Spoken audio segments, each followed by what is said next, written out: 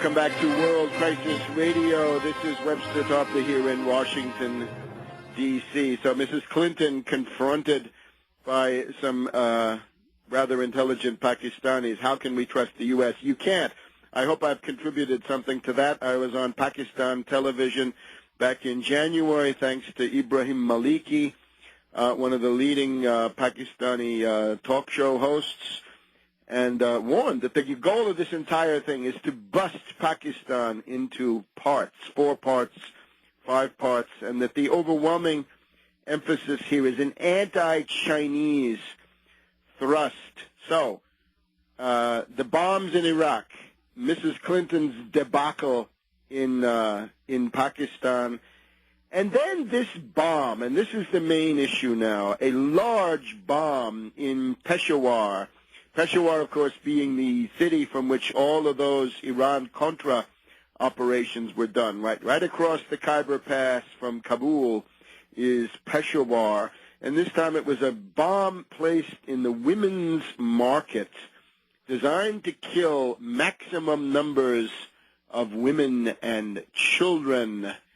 And, well, who did it? Naturally, the U.S., of course, blames everything on Al-Qaeda in Pakistan. But the Taliban tell a very different story, and this, I think, is one of the main insights of the week.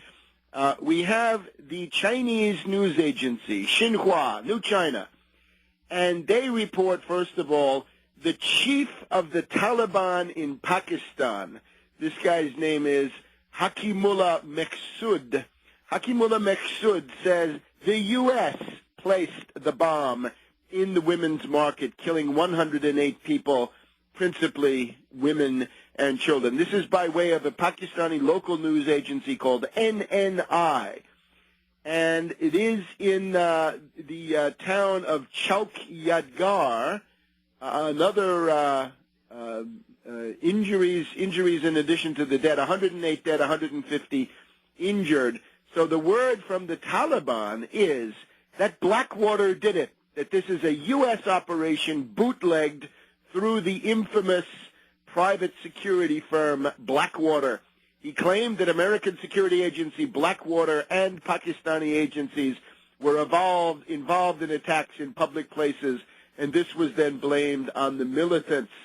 He says the Taliban didn't do it. Our war is against the government and the security forces and not against the people. We are not involved in these blasts.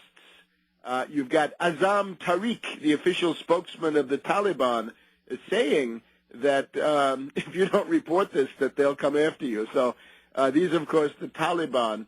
And in addition to the Taliban, we've got a high figure in the Iranian government. The Speaker of the Iranian Parliament, Ali Larijani, former negotiator, famous guy.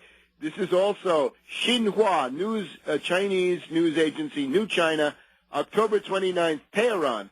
Iran's Parliament Speaker Ali Larijani said on Thursday that there is concrete evidence showing U.S. involvement in the recent deadly bomb explosions in the country's Sistan-Baluchistan province. So he's talking about on the Iranian side, the U.S. is involved. This repeats, of course, the charges made previously by the Iranian government that had blamed the U.S. and Israel for that attack on the Pasdaran Revolutionary Guard. So there we are on both sides of this Pakistan-Iran border.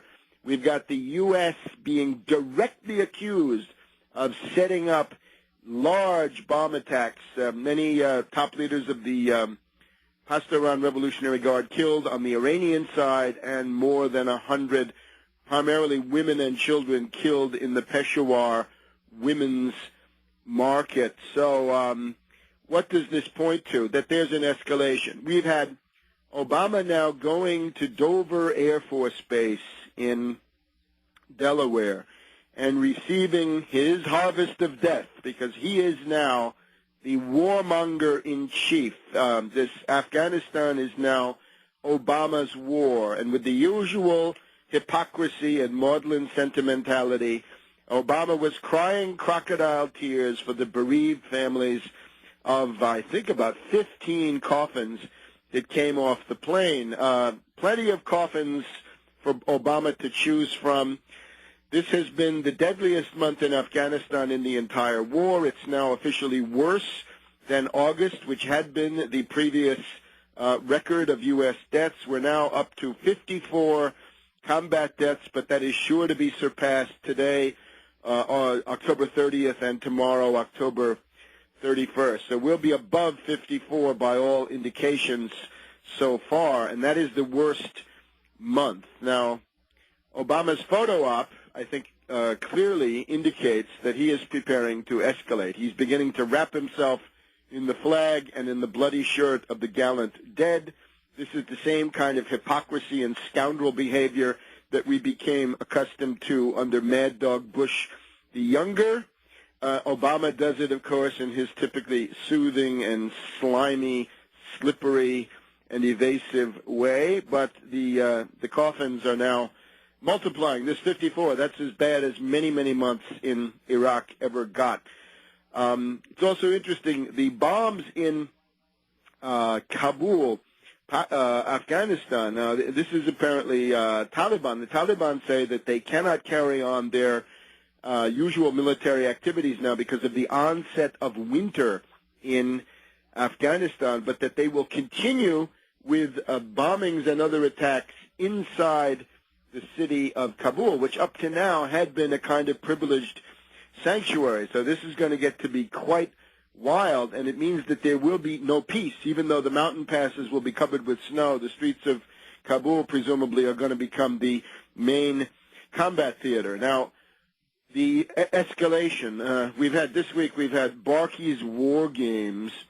We've had, for example, Washington Post reporting on Monday, October 26th, that Obama has gamed two competing Afghan scenarios. I guess it's the counterinsurgency and the counter-terrorism scenarios. He's also done it from the point of view of the number of troops.